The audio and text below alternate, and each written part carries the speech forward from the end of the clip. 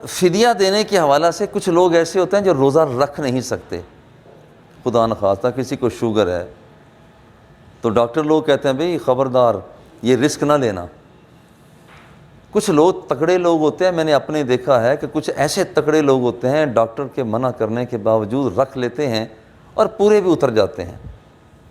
جو پورا اتر سکتے ہوں ہمت کر لیں، اچھی بات ہے، زندگی کا کوئی بھروسہ نہیں ہے۔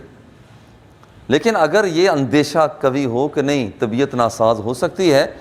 تو پھر اسے یوں چاہیے کہ وہ فدیہ دے دے، ایک لفظ جو فدیہ کا استعمال ہوتا ہے۔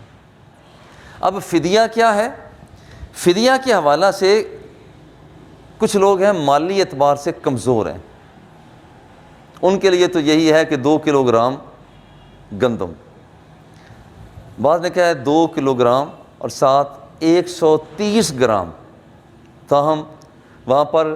2 کلو گرام کا عمومی طور پر کہا جائے 2 کلو گرام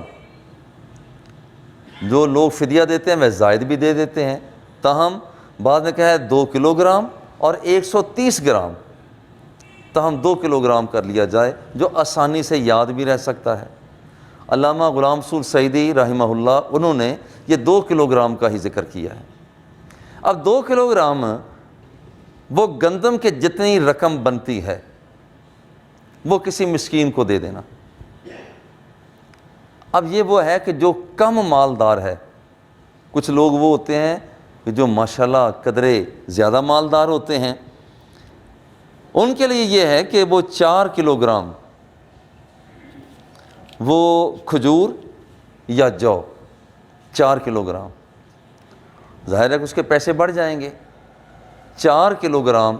وہ کھجور یا جو وہ دے دیں۔ کچھ وہ ہوتے ہیں کمزور ہیں، روزہ نہیں رکھ سکتے ہیں مگر بہت مالدار ہیں،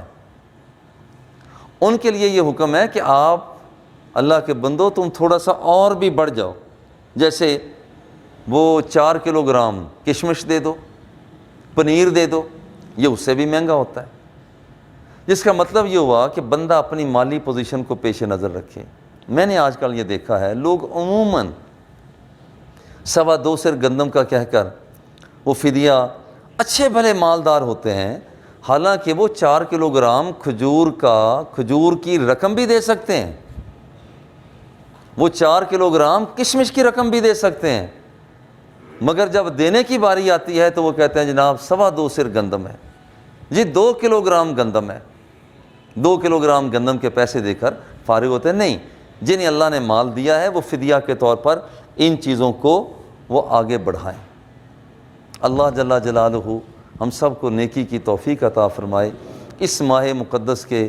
روزوں کو ادب کے ساتھ پیار کے ساتھ اختیار کرنے کی ہم سب کو توفیق عطا فرمائے۔ وصلی اللہ تعالی علی حبیبہ و آلہ و اصحابہ اجمعین۔